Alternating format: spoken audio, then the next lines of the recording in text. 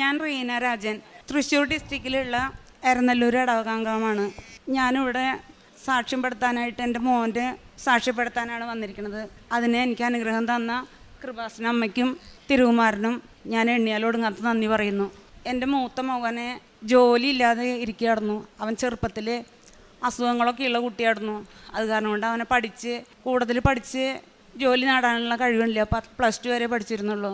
അപ്പോൾ ഞങ്ങളുടെ ഒരു കസിനെ ഇവനെ ഗൾഫിലേക്ക് കൊണ്ടുപോകാമെന്ന് പറഞ്ഞിട്ട് പാസ്പോർട്ട് എടുക്കാൻ പറഞ്ഞിട്ടുണ്ടായിരുന്നു. 4 വർഷമായിട്ടുണ്ടായിരുന്നു ഞങ്ങൾ പാസ്പോർട്ട് എടുത്തിട്ട്. ആ പാസ്പോർട്ട് എടുത്ത സമയത്താണ് കോവിഡ് വന്നത്. പിന്നെ അതിനെക്കുറിച്ച് അവരൊന്നും പറഞ്ഞിരുന്നില്ല. അങ്ങനെ നാട്ടിൽ 2 പണിക്ക് അവൻ പോയി. പക്ഷേ അതൊന്നും ചെയ്തിട്ട് വിജയിക്കാൻ അവന് പറ്റിയില്ല. അങ്ങനെ അവൻ വീട്ടിലിരിപ്പായിരുന്നു. അങ്ങനെയായപ്പോൾ എൻ്റെ ഇളയപ്പൻ്റെ മോള് കൃപാസനത്തെക്കുറിച്ച് എന്നോട് പറഞ്ഞു. അവൾ ഞങ്ങളതിനെ ഒരു ദിവസം ഇവിടെ കൊണ്ടുവന്ന് കാണിച്ചിട്ട് പോയി. അപ്പോൾ അന്ന് ഉടമ്പടി എടുക്കാനൊന്നും പറ്റിയില്ല. അപ്പോൾ ഞാൻ എൻ്റെ ഇളയ മകനെ ബുദ്ധിവൈകല്യം ഓട്ടിസമുള്ള കുട്ടിയാണ്. അപ്പോൾ അവനെയും കൊണ്ട് ഇത്ര ദൂരം യാത്ര ചെയ്യാൻ ഒട്ടും പറ്റില്ലായിരുന്നു എനിക്ക്. അവൻ വയലൻ്റ് ആവണ ഒരു മോനായിരുന്നു. അപ്പോൾ അത് കാരണം ഞാൻ ഇങ്ങോട്ട് വരാനായിട്ട് മാതാവിനോട് എന്നും മുട്ടിപ്പായി പ്രാർത്ഥിച്ചതിൻ്റെ ഫലമായിട്ട് ഞങ്ങളുടെ നാട്ടിൽ നിന്ന്, എൻ്റെ സ്വന്തം നാട് പുതുശ്ശേരിയാണ്, അവിടെ നിന്ന് മാസത്തിൽ ഇവിടേക്ക് ആളുകളെ കൊണ്ടുവരുന്ന ഫിലോ എന്ന് പറഞ്ഞ സഹോദരി എന്നെ വിളിച്ചിട്ട് പോരാൻ പറഞ്ഞു. അപ്പോൾ എൻ്റെ വീടിൻ്റെ പഠിക്കുന്ന ഈ മോനെയായിട്ട് പോരാനായിട്ട് മാതാവ് അനുഗ്രഹം തന്നു. അങ്ങനെ ഞാനിവിടെ ജൂൺ 12 2023 ഞാനിവിടെ ഉടമ്പടി എടുക്കാനായിട്ട് വരുന്നത്.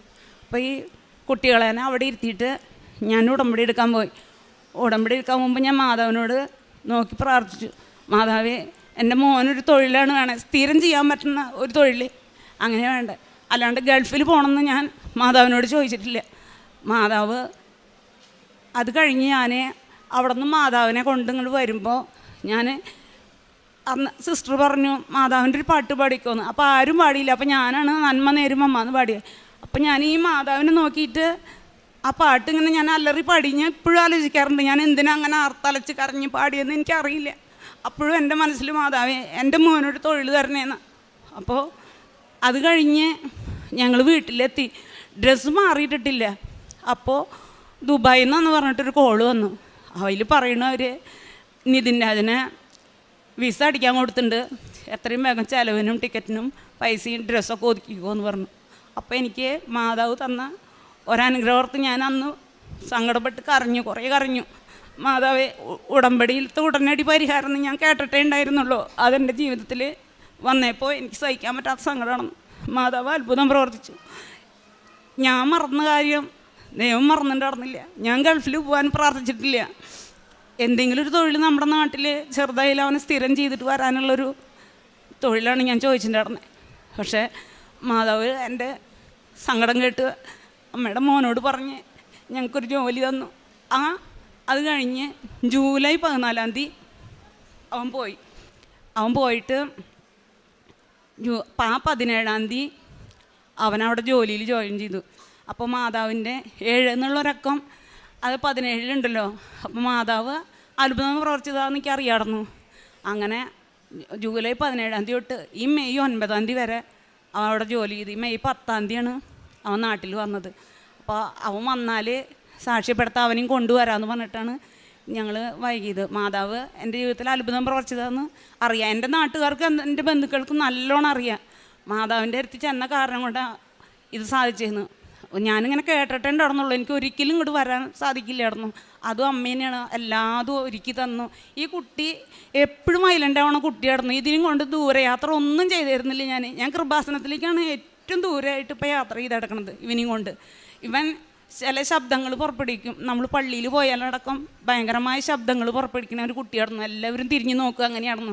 അപ്പോൾ നമുക്ക് മാനസികമായിട്ടുള്ള വിഷമം തോന്നണ കാരണം ഇവനെയും കൊണ്ട് ഞാൻ അങ്ങനെ യാത്ര ചെയ്യാറില്ല. ഇപ്പോൾ ഞാൻ 9ാമത്തെ പ്രാവശ്യമാണ് ഇപ്പോൾ കൃപാസന അമ്മയുടെ അടുത്തേക്ക് ഞാൻ വന്ന് കിടക്കുന്നത്, എൻ്റെ മക്കളേനെയും കൂട്ടിയിട്ട്.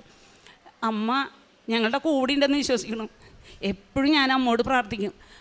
പിന്നെ ഉടമ്പടി തൈലം ഉപയോഗിച്ചിട്ടുള്ള 2 അത്ഭുതങ്ങളാണ്. ഒരു ദിവസം എൻ്റെ മോൻ ഫോൺ ചെയ്യുമ്പോൾ മുടി വെട്ടിയിട്ടില്ല. അപ്പം ഞാൻ ചോദിച്ചു എന്താ നീ മുടി വെട്ടാത്തതെന്ന് ചോദിച്ചു. അപ്പോൾ അവൻ പറഞ്ഞു മുടി വെട്ടാൻ പറ്റില്ല, അമ്മ എൻ്റെ മുടി കൊഴിഞ്ഞു പോയി എടുക്കുക, അപ്പോൾ ഇവിടെയുള്ള മുടി ഞാൻ വളർത്തിയിട്ട് ഇങ്ങോട്ട് പതിച്ച് വെച്ചുള്ളതാന്ന് പറഞ്ഞു. അപ്പം ഞാൻ അവനോട് എനിക്കൊന്ന് കാട്ടി തന്നേന്ന് പറഞ്ഞു. അപ്പോൾ അവൻ ഈ പതിച്ച് വെച്ച മുടി ഇങ്ങോട്ട് പൊക്കിയപ്പോൾ ഇവിടെ നിന്നൊട്ട് ഇതുവരെ മുടിയില്ല അവൻ്റെ തലയിൽ. അപ്പം ഞാൻ സങ്കടപ്പെട്ട് കരഞ്ഞു. അപ്പോൾ പിന്നീട് അവൻ എനിക്ക് കാണിച്ചു തരാറില്ല. അപ്പോൾ പിറ്റേ ദിവസം എനിക്ക് വയ്യാതെ ഇരിക്കുന്ന ഒരു വല്യമ്മയുണ്ട്. വല്യമ്മേനെ വിളിച്ചപ്പോൾ ഞാൻ പറഞ്ഞു, പൊന്നുൻ്റെ മുടിയൊക്കെ കൊഴിഞ്ഞു പോയി എടുക്കണു വല്യമ്മേന്ന്. അപ്പോൾ വല്യമ്മ പറഞ്ഞു, നീ മാതാവിനോട് പ്രാർത്ഥിക്കേ, ഒരു പെൺകുട്ടിയുടെ മുടി കൊഴിഞ്ഞു പോയിട്ട് ആ കുട്ടിയുടെ അപ്പച്ചൻ തൈലം പുരട്ടി പ്രാർത്ഥിച്ചിട്ട് മാതാവ് അത്ഭുതം പ്രവർത്തിച്ചിട്ട് മുടി വന്നത് ഞാൻ കേട്ടിട്ടുണ്ട്. നീ നിൻ്റെ തലയിൽ തൈലം പുരട്ടിയിട്ട് നീ പ്രാർത്ഥിക്കും മാതാവിനോട് പറഞ്ഞു. അപ്പം ഞാൻ ഇവനോട് വിളിച്ചപ്പോൾ പറഞ്ഞു, അമ്മതെ ഇപ്പോൾ മാതാവിനോട് പ്രാർത്ഥിക്കാൻ പോവാണ് തലയിൽ തൈലം പുരട്ടിയിട്ടെന്ന്. അപ്പം ഞാൻ തലയിൽ കുരിശ് വരച്ചിട്ട്, എൻ്റെ തലയിൽ കുരിശ് വരച്ചിട്ട്, എൻ്റെ കൃപാസന അമ്മേ, എൻ്റെ മോൻ ഇത്ര പ്രായമായിട്ടുള്ളൂ, ഇത്ര ചെറുപ്പത്തിൽ മുടി കൊഴിഞ്ഞു പോയിട്ട് ഇരിക്കല്ലേ, എൻ്റെ മോൻ്റെ പോയ മുടി അതുപോലെ വരണം എന്ന് പറഞ്ഞിട്ട് ഞാനിങ്ങനെ ഈ തൈലം കൊണ്ട് ഇങ്ങനെ ഈ മുടി അവൻ്റെ എത്ര സ്ഥലം കൊഴിഞ്ഞു വെച്ച് കഴിഞ്ഞാൽ അത്ര സ്ഥലം ഞാൻ അങ്ങനെ തേച്ച് പിടിപ്പിക്കും, എന്നും തേച്ച് പിടിപ്പിക്കും.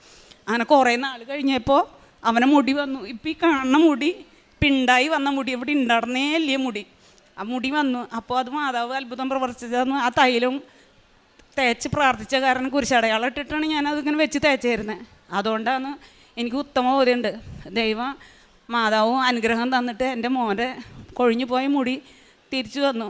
പിന്നെ തൈലത്തിൻ്റെ അത് എൻ്റെ തല ഒരു പ്ലാസ്റ്റിക്കിൻ്റെ കനമുള്ളൊരു ബോർഡുമ്മ ശക്തിയായിട്ട് മുട്ടി.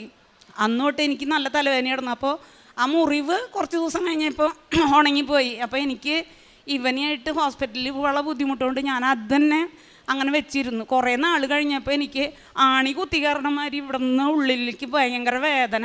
അത് ഞാൻ സഹിച്ച് അങ്ങനെ നടന്നു. അങ്ങനെ കുറേ ദിവസം കഴിഞ്ഞപ്പോൾ ഒരു ദിവസം രാത്രിയിൽ എനിക്ക് ആ വേദന അങ്ങനെ കൂടി വന്നപ്പോൾ പുലർച്ചെ ആയപ്പോൾ ഞങ്ങൾ ഹോസ്പിറ്റലിൽ പോയി. അവിടെ പോയി CT സ്കാൻ എടുത്തു. അപ്പോൾ ഡോക്ടർ പറഞ്ഞു MRI എടുക്കണം എന്ന് പറഞ്ഞു. അപ്പോൾ ഞങ്ങൾക്ക് അന്ന് സാമ്പത്തിക ശേഷി ഉണ്ടായിരുന്നില്ല. ഇവൻ പോവുകയും ഇതൊക്കെ ചെയ്ത കാരണം കൊണ്ട് ഞങ്ങളുടെയൊക്കെ അപ്പോൾ CT സ്കാൻ എടുക്കാൻ MRI ചെയ്യാനുള്ള കാശുണ്ടായിരുന്നില്ല. അപ്പോൾ ഞാൻ അവിടെ നിന്ന് പോന്നു. എന്നിട്ട് ഞാൻ മാതാവിനോട് പറഞ്ഞു, മാതാവേ എനിക്കിപ്പോൾ MRI ചെയ്ത് ചികിത്സിക്കാനൊന്നും പറ്റില്ല, എൻ്റെ വേദന മാതാവിന് മാറ്റി കൊടുക്കാമെന്നുള്ള എത്ര അത്ഭുതം പ്രവർത്തിക്കണം അമ്മ, എത്ര ആളുടെ അസുഖങ്ങൾ മാറ്റിയിട്ടുണ്ട് അമ്മേ, എന്നോട് കരുണ തോന്നി എൻ്റെ അസുഖം മാറ്റി തരണമായിട്ട് ഞാൻ തൈലം പറ്റി പ്രാർത്ഥിച്ചു. ഇന്ന് എനിക്ക് ആ കുത്തുന്ന വേദന എന്താണെന്ന് എനിക്ക് ഓർമ്മയും കൂടി ഇല്ല, മറന്നുപോയി ഞാനത്. എനിക്കിപ്പോൾ ഒരു അസുഖമില്ല, തലയിലെ സംബന്ധിച്ച് ഒരു അസുഖമില്ല എനിക്ക്. മറ്റേത് ഇവിടെ നിന്ന് മുട്ടിയ സ്ഥലത്തു നിന്ന് ഉള്ളിലേക്കൊരു വേദനയായിരുന്നു. അപ്പം എൻ്റെ കാര്യം തലച്ചോറിലേക്ക് വല്ല പഴുപ്പ് കൊടുത്തിട്ടുണ്ടാവും വെച്ചിട്ട് ഞാൻ പേടിച്ചിട്ടുണ്ടായിരുന്നു. മാതാവിനോട് പറഞ്ഞ് പ്രാർത്ഥിച്ച ദിവസം തൈലം പറ്റി അമ്മ അത്ഭുതം പ്രവർത്തിച്ചു. അങ്ങനെ ഞങ്ങളുടെ ജീവിതത്തിൽ കുറേ അത്ഭുതങ്ങൾ. എപ്പോഴും അതെ, ഇവിടെ വന്ന് ഉടമ്പടി എടുത്തപ്പോൾ തൊട്ട് ഞാൻ എപ്പോഴും അതെ, മാതാവിനെ എൻ്റെ കൃപാസന അമ്മയുടെ തിരുസുതനോട് പറയണേ, അമ്മ പറഞ്ഞാൽ മകൻ കേൾക്കാതിരിക്കില്ല, അങ്ങനെ ഞാൻ പറഞ്ഞ് പ്രാർത്ഥിക്കാറുണ്ട്. ആരുമില്ല, ഞാനീ മിണ്ടാത്ത കുട്ടി തന്നെയുള്ളപ്പോൾ ഞാൻ മാതാവിനോട് കരഞ്ഞിങ്ങനെ പ്രാർത്ഥിക്കും, കരുതി ഇരുന്നിട്ടൊന്നുമില്ല, പെട്ടെന്ന് അറിയാതെ അങ്ങനെ പ്രാർത്ഥിക്കും. അങ്ങനെ മാതാവ് എൻ്റെ ജീവിതത്തിൽ അന്ന് തൊട്ട് ഇന്ന് വരെ എപ്പോഴും എൻ്റെ കൂടെ ഉണ്ടെന്ന് എനിക്ക് ഒറ്റ ബോധ്യത്തിൽ ഞാൻ ജീവിക്കുക. പിന്നെ ഞാൻ ഇവനെയും കൊണ്ട് മറ്റുള്ളവരെ സഹായിക്കാൻ പോകാനൊന്നും എനിക്ക് പറ്റില്ല. അപ്പോൾ ഞങ്ങളുടെ അടുത്തും ബന്ധത്തിലും ഹോസ്പിറ്റലിലൊക്കെ ഉള്ളവരെ കാണിയും ഞങ്ങളുടെ കഴിവിനനുസരിച്ച് അവരെന്നെ സഹായിക്കുകയും മരുന്നിന് പൈസ കൊടുക്കുക, അങ്ങനെ കൊടുക്കുകയും ഒക്കെ ചെയ്തിരുന്നു. പിന്നെ ഉടമ്പടി പത്രം ഞാനെല്ലാം വീട്ടിൽ കയറി ഇറങ്ങിയിട്ട് തന്നെയാണ്. ഇവൻ്റെ അപ്പച്ചൻ പണി മാറ്റി വന്നാൽ ഇവനെ അപ്പച്ചൻ്റെ അടുത്താക്കിയിട്ട് ഞാൻ പോകും. രാത്രിയും ഇരുട്ടാവുന്നവരെ ഞാൻ ഓരോ വീട്ടിലും കയറും. ഓരോ വീട്ടിൽ കയറിയാലും ഇവൻ ഗൾഫിൽ പോയെന്ന് പറഞ്ഞപ്പോൾ ഞങ്ങളുടെ നാട്ടിലുള്ളവർക്കും ഞങ്ങളുടെ ബന്ധുക്കൾക്കൊക്കെ അത്ഭുതമായി. ഇതൊരു പെട്ടെന്ന്. അപ്പോൾ ഞാൻ അതിനെക്കുറിച്ച് മാതാവ് ചെയ്തു തന്നതാന്ന് പറഞ്ഞിട്ട് അതൊക്കെ പറഞ്ഞ് നേരം വൈകിട്ടേ ഞാൻ വരുള്ളൂ. എല്ലാ വീട്ടിലും കയറിയിട്ട് ഞാൻ അങ്ങനെ പത്രം കൊടുക്കും. അല്ലാണ്ട് ഇഷ്ടമല്ല ചോദിച്ചിട്ട് കൊടുക്കുള്ളൂ. വേണ്ടാന്ന് പറഞ്ഞ വീട്ടിൽ അല്ലെങ്കിൽ കളയേണ്ട തരത്തിൽ ഞാൻ കൊടുക്കില്ല. ഞാൻ കൈ പിടിക്കുള്ളൂ, വേറൊരാൾക്ക് കൊടുക്കാമല്ലോ വെച്ചിട്ട് അങ്ങനെ ഒക്കെ ചെയ്യും. ഇനി ഞങ്ങളുടെ ജീവിതത്തിൽ മാതാവ് അത്ഭുതം പ്രവർത്തിക്കണം. ഇനിയുണ്ട് പ്രയർ. എൻ്റെ മോൻ ഇപ്പോൾ അടങ്ങിയിരിക്കാനും കുർബാനയ്ക്ക് എനിക്ക് പോകാനും ഒക്കെ പറ്റി തുടങ്ങിയത് ഇവിടെ വന്നേ. പിന്നെ അതുവരെ എൻ്റെ മോൻ ഭയങ്കര ശബ്ദങ്ങളുണ്ടാക്കണ കാരണം ഞങ്ങൾ അങ്ങനെ പോവാറില്ല പുറത്തേക്ക്. മറ്റുള്ളവരൊക്കെ തിരിഞ്ഞു നോക്കുമ്പോൾ നമുക്ക് മാനസികമായിട്ട് നല്ല വിഷമം തോന്നും. അത് കാരണമുണ്ട് ഇപ്പം ഇങ്ങനെ ആയാലും പിടിച്ചിട്ട് എവിടെയും കൊണ്ട് നടക്കാം. എനിക്ക് അത്ര മാറ്റങ്ങളൊക്കെ വന്നു അവനെ. അപ്പോൾ അവൻ സംസാരിച്ചിട്ടില്ല ഇതുവരെ. പ്രാർത്ഥിക്കാനായിട്ട് ഞാൻ മാതാവിനോട് ഇപ്പോഴും ഉടമ്പടി പുതുക്കി പ്രാർത്ഥിക്കുകയാണ്. ഇനി ഞങ്ങളുടെ ജീവിതത്തിൽ മാതാവ് ഇനി അത്ഭുതം പ്രവർത്തിക്കുന്നത് എനിക്കറിയാം. അതിന് നന്ദി പറയാൻ നമ്പറുകളൊന്നുമില്ല. 1000 കോടാനുകോടി എന്ന് പറഞ്ഞാലൊന്നും പറ്റില്ല. എൻ്റെ അമ്മ ചെയ്തു തന്ന അനുഗ്രഹത്തിന് എനിക്ക് എത്ര നന്ദി പറഞ്ഞാലും മാതാവില്ല. മതിയാവില്ല. ഈശോയോട് അമ്മ പറഞ്ഞാൽ കേൾക്കും. എല്ലാ മക്കളും വിചാരിച്ച് തൊഴിലില്ലാതെ വിഷമിക്കണ മക്കളെ ഓർത്ത് ഞാൻ നല്ലോണം പ്രാർത്ഥിക്കാറുണ്ട്. പ്രത്യേകിച്ച് പഠിച്ച് ഉയർന്ന് പഠിക്കാൻ സാധിക്കാത്ത മക്കളെ കുറിച്ച് അവരുടെ മാതാപിതാക്കളുടെ വേദന ഒരിക്കലും സഹിക്കാൻ പറ്റാത്തൊരു വേദന അത് കണ്ട അമ്മയാണ്. അപ്പോൾ തൊഴിലെന്ന് പറഞ്ഞിട്ട് ആരും വിഷമിക്കേണ്ട, മാതാവിൻ്റെ അടുത്ത് വന്ന് പ്രാർത്ഥിക്കും, അതുപോലെ ഉടമ്പടിയിൽ ജീവിക്കുകയും ചെയ്തു കഴിഞ്ഞാൽ സാധിക്കും. എനിക്ക് ഉടനടി പരിഹാരമാണ് കിട്ടിയത്. ഞാൻ കേട്ടിട്ടേ ഉള്ളൂ ഉടനടി പരിഹാരം എന്ന്. പക്ഷേ എൻ്റെ ജീവിതത്തിൽ മാതാവ് അത്ഭുതം പ്രവർത്തിച്ചു. എനിക്ക് അന്ന് ഉറങ്ങാൻ പറ്റിയിട്ടില്ല, എന്തോ വിശ്വസിക്കാൻ പറ്റിയിട്ടില്ല എനിക്ക്. അങ്ങനെ എൻ്റെ മോൻ പോയി സുഖമായിട്ട് ജോലി ചെയ്തിപ്പോൾ വന്നു. ഇനി ജൂലൈ 10 തിരിച്ചു പോവും. അപ്പോൾ മാതാവ് അത്ഭുതം പ്രവർത്തിച്ചത് പറയാനായിട്ട് എനിക്ക് ഇപ്പോഴാണ് വരാൻ പറ്റിയത്. അതിന് മാതാവിനും അമ്മയുടെ മോനും എൻ്റെ ബീശോയെ എപ്പോഴും കൃപാസന മാതാവേ അമ്മയുടെ മോനോട് പറയണേ, അങ്ങനെ പറഞ്ഞ് പ്രാർത്ഥിച്ചാൽ മതി. അപ്പം മാതാവ് അത് എന്തായാലും തീർച്ചയായിട്ടും പറയും. നമ്മൾ എല്ലാവരും എണ്ണി പറയുമെന്ന് വേണ്ട, നമ്മൾ മറന്നുപോയി. ഞാൻ ഈ വിസ എടുത്ത കാര്യം ഞാൻ മറന്നുപോയി നടന്നു. ദൈവം മറന്നിട്ടുണ്ടായിരുന്നില്ല. നമ്മൾ മറന്നാലും തമ്പുരാൻ മറക്കില്ല. തമ്പുരാൻ അത് വയ്ക്കും. എന്താ വെച്ചാൽ നമ്മളെ തമ്പുരാൻ്റെ വഴിയിൽ നടത്താനായിട്ടുള്ള ഒരു കാര്യമായിട്ട് എനിക്ക് തോന്നിയത്. എൻ്റെ ജീവിതത്തിൽ ഞാൻ പ്രാർത്ഥിച്ചതൊക്കെ എനിക്ക് സാധിച്ചിട്ടുണ്ട്. ഒത്തിരി വൈകും, അത് നമ്മുടെ കുഴപ്പം കൊണ്ടാവും. അപ്പം നമ്മൾ മര്യാദയ്ക്ക് ഉടമ്പടി പാലിച്ച് മാതാവിനോട് പ്രാർത്ഥിച്ച് പ്രേക്ഷിത പ്രവർത്തനം ചെയ്ത് മര്യാദയ്ക്ക് കുമ്പസാരിച്ച് കുർബാന കണ്ട് പ്രാർത്ഥന ഞാൻ ഇന്ന് വരെ പ്രാർത്ഥന മുടക്കിയിട്ടില്ല. 2023 ജൂൺ 12 വന്നത് ഞാനിവിടെ. പണ്ട് ഒരു പെരുന്നാളായാൽ അല്ലെങ്കിൽ 4 ആൾ വിരുന്ന് വന്നാൽ അന്ന് പ്രാർത്ഥനയിലില്ല, അല്ലെങ്കിൽ ക്ഷീണം വയ്യായിക എന്നൊക്കെ പറഞ്ഞിട്ട് പ്രാർത്ഥനയിലില്ല.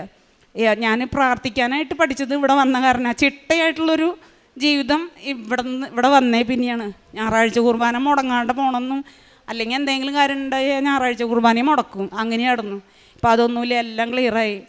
മാതാവിനോട് പ്രാർത്ഥിച്ചിട്ട് മാതാവ് എനിക്ക് ഒരു പൂവ് ചോദിച്ചപ്പോൾ ഒരു പൂക്കാലം തന്നു. ഇനി എൻ്റെ ജീവിതത്തിൽ മാതാവ് അത്ഭുതം പ്രവർത്തിക്കുന്ന ഉറച്ച വിശ്വാസമുണ്ട്. അങ്ങനെയാണ് ഞാൻ ഈ കുട്ടീനെയും കൊണ്ട് ഞാനിങ്ങനെ വരണേ. ഞങ്ങളുടെ പ്രാർത്ഥനയിൽ ഓർക്കണം, വൈകല്യമുള്ള മക്കളെ ഓർത്ത് വേദനിക്കുന്ന കുറേ മാതാപിതാക്കളുണ്ട്. അവരുടെ സങ്കടം പറഞ്ഞാൽ അറിയില്ല, അനുഭവിച്ചാൽ മാത്രമേ അറിയുള്ളൂ. അപ്പോൾ എൻ്റെ മോൻ ഇതുവരെ സംസാരിച്ചിട്ടില്ല. മാധവനോട് ഞാൻ ഇപ്പോഴും നിയോഗത്തിൽ വെച്ചിട്ടുണ്ട് എൻ്റെ മോൻ സംസാരിക്കാനായിട്ട്. അപ്പോൾ എൻ്റെ മോൻ സംസാരിച്ചിട്ട് എനിക്കിവിടെ സാക്ഷ്യപ്പെടുത്തണമെന്ന് എനിക്ക് ആഗ്രഹമുണ്ട്. കൃപാസന അമ്മ സാധിപ്പിച്ചു തരുന്നു ഞാൻ വിചാരിക്കണം. ഞാൻ കൊന്ത പ്രാർത്ഥിക്കാറുണ്ട്. വ്യക്തിപരമായ പ്രാർത്ഥന ഞാൻ മുടക്കാറില്ല. ഞാൻ ബൈബിള് വായിക്കും. അരമണിക്കൂറൊന്നല്ല, എനിക്ക് തോന്നുമ്പോഴൊക്കെ ഞാൻ ബൈബിള് നന്നായി വായിക്കും. കൊന്തയും ചെല്ലും. കൊന്ത ആദ്യമൊന്നും അങ്ങനെ കൊന്തകൾ കുറേ ചെല്ലാറില്ല. പിന്നെ ഈ കിടാങ്ങളൊക്കെ ആയിട്ട് ഞാൻ ഒരാൾ എന്നോട് ഒരു പ്രാർത്ഥന ചോദിച്ചാൽ എൻ്റെ ഒരു ആവശ്യം ഉള്ള എപ്പോഴും ഞാൻ കൊന്തയല്ലായിരിക്കും. അപ്പം എന്നോട് ഞാൻ പറയും, നമ്മൾ 3 ആൾ ഇരുന്ന് അവിടെ യേശു ഉണ്ടെന്ന് പറഞ്ഞിട്ട് ചെല്ലും. അപ്പം 3 കൊന്ത കഴിഞ്ഞപ്പം പറയും മതിയില്ല അമ്മേന്ന് ചോദിച്ചാൽ പറ്റില്ല, 4 ചെല്ലണം എന്ന് പറഞ്ഞിട്ട് 4 കൊന്ത ഞങ്ങൾ ആവർത്തിച്ച് പ്രാർത്ഥിക്കാറുണ്ട്. 4 കൊന്ത ആവർത്തിച്ച് പ്രാർത്ഥിച്ച് നമ്മുടെ ആവശ്യം പറഞ്ഞു കഴിഞ്ഞാൽ അത് സാധിക്കും, ഉറപ്പാണ്. അങ്ങനെ കൊന്തചെല്ലിൽ ഞങ്ങൾ മടുപ്പ് തോന്നാതെ ഞങ്ങൾ ഇവനിരിക്കും, ഈ വയ്യാത്ത കടാവും ഇരിക്കും കൊന്ത ചെല്ലുമ്പോൾ. അങ്ങനെ ഞങ്ങൾ 3 ആളാക്കും കണക്കിന്. അങ്ങനെ ഞങ്ങൾ പകലൊക്കെ ഇരുന്നിട്ട് ഇങ്ങനെ കൊന്ത ചെല്ലാറുണ്ട്. ഇവന് ജോലി ഇല്ലാതെ ഇരിക്കുമ്പോഴാണ് ഞങ്ങളിങ്ങനെ കൊന്ത ചെല്ലാറുണ്ട്. അങ്ങനെ പ്രാർത്ഥനയും ഇതിലൊക്കെ പോയി അങ്ങനെ മാതാവ് അത്ഭുതം പ്രവർത്തിച്ചു. ദൈവത്തിനും അമ്മയ്ക്കും എണ്ണി ഒടുങ്ങാത്ത നന്ദി. അതിന് നമ്പറൊന്നുമില്ല, കോടാനുകോടി എന്ന് പറഞ്ഞാലൊന്നും മതിയാവില്ല. അതുകൊണ്ട് ഇനി എൻ്റെ ജീവിതത്തിൽ അമ്മയില്ലാത്തൊരു ജീവിതം എനിക്കില്ല. അമ്മോട് അപേക്ഷിച്ച മകൻ വഴി അത് സാധിച്ചു കിട്ടും, ഉറപ്പാണ്. എൻ്റെ ജീവിതത്തിൽ അത് ഉറപ്പാണ്. ദൈവത്തിൽ ആശ്രയിക്കുന്നവർ വീണ്ടും ശക്തി പ്രാപിക്കും. അവർ കഴുകന്മാരെ പോലെ ചിറകടിച്ചുയരും. അവർ ഓടിയാലും ക്ഷീണിക്കുകയില്ല, നടന്നാൽ തളരുകയുമില്ല. യെശയ്യാ പ്രവാചകൻ്റെ പുസ്തകം 40-ാം അധ്യായം 31-ാം വചനമാണ്. ഒരുപക്ഷെ നമ്മുടെ ജീവിതത്തിൽ പലപ്പോഴും നാം ക്ഷീണിക്കാം, പ്രത്യാശ നഷ്ടപ്പെടാം, പ്രശ്നങ്ങളിൽ തളരാം. പക്ഷെങ്കിൽ ദൈവത്തിൽ പ്രത്യാശ അർപ്പിക്കുന്നവർക്ക്, ഉടമ്പടി ജീവിതം വിശ്വസ്തയോടെ നയിക്കുന്നവർക്ക് ദൈവം പുതിയ ശക്തി നൽകി അവരെ അനുഗ്രഹിക്കുകയാണ്. കഴുകനെ പോലെ ചിറ ഉയർത്തി ഉയരുവാൻ അവർക്ക് സാധിക്കും. ഉടമ്പടിയിൽ ദൈവകൃപയാണ് നമ്മെ ആത്മീയമായി ഉയർത്തുന്നത്. ഈ ഉടമ്പടി ജീവിതം മുന്നോട്ട് നയിക്കുമ്പോൾ നാം മറ്റുള്ളവരിൽ നിന്ന് വ്യത്യസ്തമാകുന്നത് ആത്മീയ ബന്ധമാണ്. അതുകൊണ്ടാണ് നാം ഓടിയാലും ക്ഷീണിക്കാത്തതും. ജീവിതത്തിൻ്റെ കഷ്ടതകളിൽ ദൈവം ധൈര്യം നൽകുന്നു എന്നൊരു ഉറപ്പാണ് ഉടമ്പടി മക്കളുടെ ജീവിതത്തിൽ നാം കാണുന്നത്. കാരണം ഉടമ്പടി എന്നത് ദൈവ സാന്നിധ്യമാണ്. പഴയ നിയമത്തിൽ ഉടമ്പടി ദൈവ സാന്നിധ്യമാണ്. ഇന്നത്തെ ഈ ഉടമ്പടിയിലും ദൈവത്തിൻ്റെ സാന്നിധ്യമാണ് നമുക്ക് ഉറപ്പ് നൽകുന്നത്. ആ വിശ്വാസത്തോടെ മുന്നോട്ട് പോകുമ്പോൾ നമ്മുടെ ജീവിതത്തിൽ ദൈവത്തിൽ പൂർണ്ണമായി ആശ്രയിക്കുമ്പോഴാണ് നമുക്ക് പുതിയ ശക്തി ലഭിക്കുന്നത്. അങ്ങനെ ഒരു ശക്തി ലഭിച്ച ദൈവത്തിൻ്റെ ആ സാന്നിധ്യം അനുഭവിച്ചറിഞ്ഞ ഒരു വലിയ ദൈവിക സാക്ഷ്യമാണ് റീന രാജൻ എന്ന സഹോദരി നമ്മളോട് സാക്ഷ്യപ്പെടുത്തിയത്. ഈ മകളുടെ ജീവിതത്തിൽ ആദ്യമായി കൃപാസനത്തെപ്പറ്റി അറിയുകയും ഈ കഴിവില്ലാത്ത മീൻസ് ഡിഫറൻ്റ്ലി ഏബിൾഡ് ആയിട്ടുള്ള ഈ മകനുമായിട്ട് കൃപാസനത്തിൽ വരിക എന്നത് ഓർക്കാൻ പോലും പറ്റില്ല. കാരണം 9 വർഷമായി പുറത്തിറങ്ങിയിട്ട് ഈ കൊച്ചു മോനുമായിട്ട് പുറത്തിറങ്ങാൻ പറ്റില്ല. കാരണം സംസാരിക്കാൻ സാധിക്കാത്ത കൊണ്ട് ശബ്ദം മാത്രമേ പുറപ്പെടുവിക്കുകയുള്ളൂ. അത് മറ്റുള്ളവർക്കൊരു ഡിസ്റ്റർബൻസ് ആകുമെന്ന് കരുതി, എല്ലാവരും നോക്കുമ്പോൾ മാനസികമായിട്ട് സങ്കടം തോന്നുമെന്ന് കരുതി ഒരിക്കലും പുറത്തിറങ്ങിയിട്ടില്ല. ഏതെങ്കിലും ഫംഗ്ഷനിലൊക്കെ പോകുവാനായിട്ട് സാധിച്ചിരുന്നില്ല. പിന്നീട് ആരോ കൃപാസനത്തെ പറ്റി പറയുകയും അങ്ങനെ അവിടെ ആ ഗ്രൂപ്പിലുണ്ടായിരുന്ന ഒരു സഹോദരി മുഖേന കൃപാസനത്തിൽ വരുവാനുള്ളൊരു സാഹചര്യം ഇവർക്ക് ഒരുക്കി കൊടുക്കുകയാണ്. അങ്ങനെയാണ് റീന രാജൻ ഈ മകൻ്റെ കൈപിടിച്ച് പരിശുദ്ധമ്മ ജീവനോടെ പ്രത്യക്ഷപ്പെട്ട ഈ ആലയത്തിൽ വന്ന് ഉടമ്പടി എടുത്തത്. ആദ്യമൊക്കെ വരുവാൻ ഭയമുണ്ടായിരുന്നു. പക്ഷെങ്കിൽ ഇവിടെ വന്ന് പരിശുദ്ധമ്മ ജീവനോടെ പ്രത്യക്ഷപ്പെട്ട ഈ ആലയത്തിൽ അമ്മയുടെ സന്നിധിയിൽ കാലുകുത്തിയ നാൾ മുതൽ ഈ മകന് ആ ശബ്ദം പുറപ്പെടുവിക്കാതെ അവന് നിശബ്ദതയോടെ നിന്ന് അമ്മയുടെ സന്നിധിയാണെന്ന് അവന് പോലും മനസ്സിലായി. അങ്ങനെ ആ ഉടമ്പടി ജീവിതം ഇപ്പോൾ 9 പ്രാവശ്യം ഇവിടെ വന്നു പരിശുദ്ധമ്മയുടെ സന്നിധിയിൽ. ഇത്രയും നാൾ അമ്മയുടെ സന്നിധിയിൽ വരുവാൻ സാധിച്ചെങ്കിൽ അത് അമ്മയുടെ ഒരു വലിയ കൃപയാണ്. അമ്മയുടെ മധ്യസ്ഥം വഴി ലഭിച്ച ഒരു വലിയ കൃപയാണ് ഈ മക്കൾക്ക്. അങ്ങനെ ഇവിടെ വന്ന് ഉടമ്പടി ജീവിതം മുന്നോട്ട് പോകവേ ആദ്യമായി ഉടമ്പടി എടുത്തപ്പോൾ ഏറ്റവും ആദ്യത്തെ നിയോഗം സമർപ്പിച്ചത് തന്നെ മൂത്ത മകന് വേണ്ടിയിട്ടാണ്. അവന് പഠന വൈകല്യം ഉണ്ടായിരുന്നു.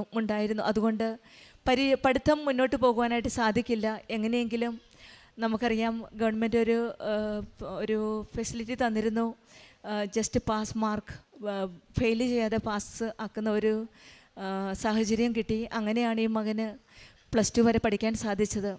പിന്നീട് +2 ആയ മകന് വേണ്ടിയിട്ട് ഒരു ചെറിയ ജോലിക്ക് വേണ്ടിയിട്ട് ആഗ്രഹിച്ചൊരു നിയോഗം സമർപ്പിച്ചത്. പക്ഷെങ്കിൽ അവിടെയും ഉടമ്പടി ഉടനടി പരിഹാരം എന്ന രീതിയിൽ ഈ അമ്മയുടെ പ്രാർത്ഥന കേട്ട് കൃപാസനം അമ്മ അവിടെ ഇടപെടുകയായിരുന്നു. അമ്മയുടെ മധ്യസ്ഥതയിലൂടെ ഒരിക്കലും പ്രതീക്ഷിക്കാത്ത രീതിയിൽ വിദേശ രാജ്യത്ത് ദുബായിൽ ഈ മകനൊരു ജോലി നൽകിയാണ്.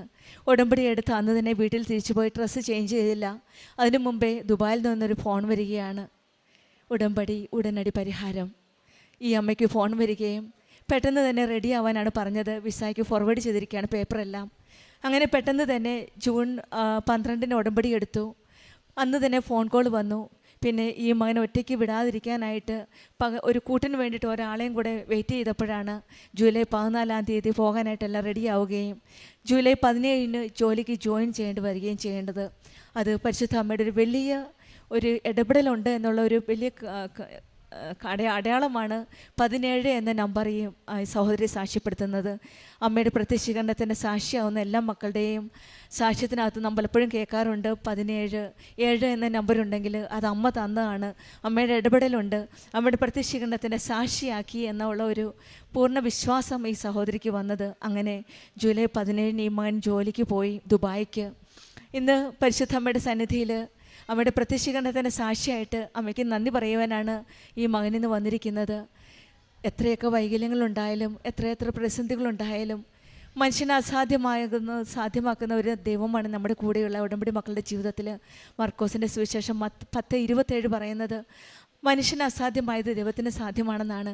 ഉടമ്പടിയിൽ അസാധ്യമായ കാര്യങ്ങളാണ് നാം പലപ്പോഴും ഉടമ്പടിയിൽ നിയോഗമായി സമർപ്പിക്കുന്നത്. അതുതന്നെയാണ് ജോസഫ് അച്ഛൻ നമ്മളോട് പലപ്പോഴും പറയാറുള്ളത്. നമുക്ക് സാധ്യമല്ല എന്ന കാര്യങ്ങൾ ഉടമ്പടിയിൽ നിയോഗമായി സമർപ്പിച്ച് പ്രാർത്ഥിക്കാൻ ഒരിക്കലും ഈ അമ്മ പ്രാർത്ഥിച്ചില്ല. ഈ മകന് ദുബായിക്ക് പോകാൻ സാധിക്കുമെന്ന്, ചെറിയൊരു ജോലി നൽകി എങ്ങനെയെങ്കിലും കുടുംബത്തെ ഒന്ന് സഹായിക്കണമെന്ന് മാത്രമേ ഒരു പ്രതീക്ഷിച്ചുള്ളൂ. പക്ഷെങ്കിൽ അമ്മയുടെ ഇടപെടൽ അസാധ്യമായ കാര്യമാണ് ദുബായിൽ ഈ മകന് പോകാൻ സാധിച്ചത്. നമ്മുടെ ബലഹീനതകളും നമ്മുടെ ദുർബലതകളും ഒന്നും ഈശോയ്ക്ക് പ്രശ്നമല്ല. നിയോഗത്തിൽ സമർപ്പിച്ച് പ്രാർത്ഥിച്ച് വിശ്വാസത്തോടെ പ്രാർത്ഥിക്കുമ്പോൾ നമുക്കെല്ലാം ആ വിശ്വാസത്തോടെ പ്രാർത്ഥിക്കുന്ന എന്തും നൽകുന്ന ഒരു ദൈവമാണ് നമ്മുടെ കൂടെയുള്ളത്. മത്തായിയുടെ സുവിശേഷം 21 അധ്യായം 22 വചനം പറയുന്നത് വിശ്വാസത്തോടെ പ്രാർത്ഥിക്കുന്നതെല്ലാം നിങ്ങൾക്ക് ലഭിക്കുമെന്നാണ്. നമ്മൾ ഉടമ്പടിയിൽ വിശ്വാസത്തോടെ പൂർണ്ണമായ വിശ്വസ്തയോടെ ഉടമ്പടി ജീവിതം മുന്നോട്ട് നയിക്കുമ്പോൾ നാം പ്രാർത്ഥിക്കുന്നത് മാത്രമല്ല, അതിലപ്പുറം നമുക്ക് ഏറ്റവും നല്ലത് എന്ന് തോന്നുന്ന കാര്യങ്ങൾ ദൈവം നടത്തി തരുന്നതാണ് ഓരോ സാക്ഷ്യങ്ങളും നമുക്ക് മനസ്സിലാക്കാൻ സാധിക്കുന്നത്. പ്രാർത്ഥിക്കുന്നതും യാചിക്കുന്നതും ചെയ്യുന്ന എന്തും നമുക്ക് വിശ്വാസത്തോടെ പ്രാർത്ഥിക്കുമ്പോൾ നമുക്ക് ലഭിക്കുമെന്ന വിശ്വാസത്തോടെ പ്രാർത്ഥിക്കുന്നപ്പോഴാണ് നമ്മുടെ ജീവിതത്തിൽ ഈശോയും അമ്മയും ഇടപെടുന്നത്. മർക്കോസിൻ്റെ സുവിശേഷം 11:24 പറയുന്നത്, പ്രാർത്ഥിക്കുകയും യാചിക്കുകയും ചെയ്യുന്ന എന്ത് ലഭിക്കുമെന്ന് വിശ്വസിക്കുകയും നിങ്ങൾക്ക് ലഭിക്കുക തന്നെ ചെയ്യുമെന്നാണ്. ഈ മകളും റീന രാജൻ വിശ്വാസത്തോടെ പ്രാർത്ഥിച്ചതിൻ്റെ ഫലമായിട്ടാണ് ഇന്ന് പരിശുദ്ധ അമ്മയുടെ സന്നിധിയിൽ മക്കളെയുമായിട്ട് സാക്ഷ്യപ്പെടുത്തുവാനായിട്ട് വന്നിരിക്കുന്നത്. ദൈവം ധൈര്യം നൽകുന്ന പരിശുദ്ധ അമ്മ ദൈവം ധൈര്യം നൽകുന്നത് പരിശുദ്ധ അമ്മയുടെ മധ്യസ്ഥതയിലൂടെയാണ്. അമ്മയാണ് നമ്മെ കരം പിടിച്ച് ആ ദൈവാശ്രയത്തിലേക്ക് നമ്മെ കൊണ്ടുപോകുന്നത്. ആ അമ്മയുടെ കരം പിടിച്ച് നമുക്ക് നമ്മുടെ ഉടമ്പടി ജീവിതം കൂടുതൽ തീഷ്ണതയോടെ മുന്നോട്ട് നയിക്കാം. മരിയൻ ഉടമ്പടിയിലൂടെ നമ്മൾ ദൈവത്തിൽ പൂർണ്ണമായി പ്രത്യാശ വെച്ച് ഉടമ്പടി ജീവിതം നയിക്കുകയാണ്. മനുഷ്യ ശക്തിയിലല്ല, കൃപയിലാണ്, പരിശുദ്ധ അമ്മയുടെ മധ്യസ്ഥതയിലാണ് നാം വിശ്വസിക്കുന്നത്. ആ അമ്മയാണ് നമ്മെ വിശ്വാസത്തിലേക്ക് ഉയർത്തുന്നത്. ദൈവത്തിൽ ആശ്രയിക്കുമ്പോൾ വീണ്ടും നമുക്ക് ശക്തി പ്രാപിക്കുന്ന ഉടമ്പടിയിലൂടെയാണ്. അവർ കഴുകൻ പാരയെ പോലെ ചിറകടിച്ച് ഉയരും. അവർ ഓടിയാലും ക്ഷീണിക്കുകയില്ല, നടന്നാൽ തളരുകയുമില്ല. ആ തളരാത്ത, ആ ക്ഷീണിക്കാത്ത ആ ദൈവത്തിൻ്റെ കരങ്ങളിലേക്ക് നമ്മുടെ ഓരോ നിയമങ്ങളും സമർപ്പിച്ച് കൂടുതൽ തീഷ്ണതയോടെ ആത്മാർത്ഥതയോടെ നമ്മുടെ ഉടമ്പടി ജീവിതം നമുക്ക് മുന്നോട്ട് നയിക്കാം.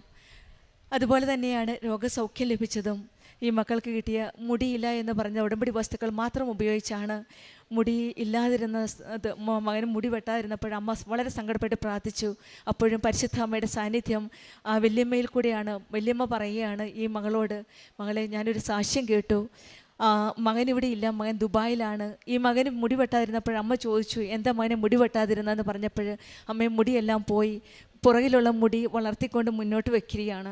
അതുകൊണ്ട് പിന്നീട് ഫോൺ വിളിച്ചപ്പോഴും മകൻ ഫോണിൽ വീഡിയോ കോളിൽ വരുന്നില്ല, കാരണം അമ്മ കരയുമെന്ന് വിചാരിച്ച്. പിന്നെ അമ്മ തന്നെ